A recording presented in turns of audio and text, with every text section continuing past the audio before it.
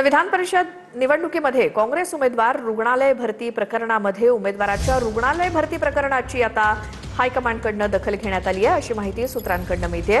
राज्यातील काही आमदार आणि नेत्यांनी हायकमांडकडे तक्रार केली। उमेदवारी देण्याच्या सपकाळांच्या भूमिकेवर सुद्धा हायकमांड नाराज असल्याचं सूत्रांकडून कळतंय। त्यामुळे उमेदवार माघारी आणि रुग्णालय भरतीवरनं महाराष्ट्रामध्ये काँग्रेसवरती नामुष्की आली आहे।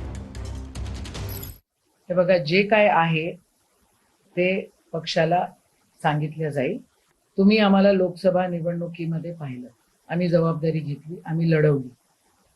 आता ही निवडणूक जो उमेदवार आहे तो या ठिकाणी उपस्थित तर पाहिजे। निदान जबाबदारी घ्यायला त्यांनी दिली आहे जबाबदारी, तर आम्ही घेतली।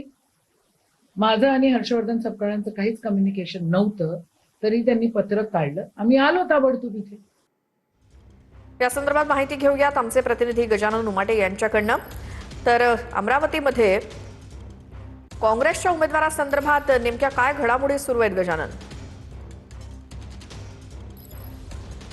नक्कीच एकूणच विदर्भामध्ये या विधान परिषद निवडणुकीमध्ये काँग्रेसवर नामुष्की ओढवलेली आहे। अमरावतीचा उमेदवार ॲडमिट आहे, निवडणुकीच्या रिंगणाच्या बाहेर आहे असं चित्र आहे। भंडाऱ्यामध्ये माघार घेतलेली आहे। त्यामुळे एकूणच या सगळ्या प्रकरणाची गंभीर दखल हायकमांडनं घेतलेली आहे आणि त्या जिल्ह्यातले मोठे नेते म्हणजे यशोमती ठाकूर यांना अमरावतीबाबत, भंडारा येथील उमेदवाराच्या माघारीबाबत नाना पटोले, विजय वडेट्टीवार चंद्रपूर, शिवाजीराव मोघे यवतमाळ या सगळ्या मोठ्या नेत्यांना विचारणा केली जाणार आहे। कारण की याबाबतची काही तक्रारी ज्या आहेत त्या हायकमांडकडे पोहोचलेल्या आहे। आमदार आणि नेत्यांनी तक्रारी केलेल्या आहे की या सगळ्या निवडणुकीमध्ये ज्या उमेदवारांनी माघार घेतली, ज्यामुळे काँग्रेसवर नामुष्की ओढवलेली आहे, त्याला तिथल्या त्या जिल्ह्यातले मोठे नेते जबाबदार आहेत। त्यामुळे बरं गजानन, धन्यवाद या सगळ्या माहितीसाठी।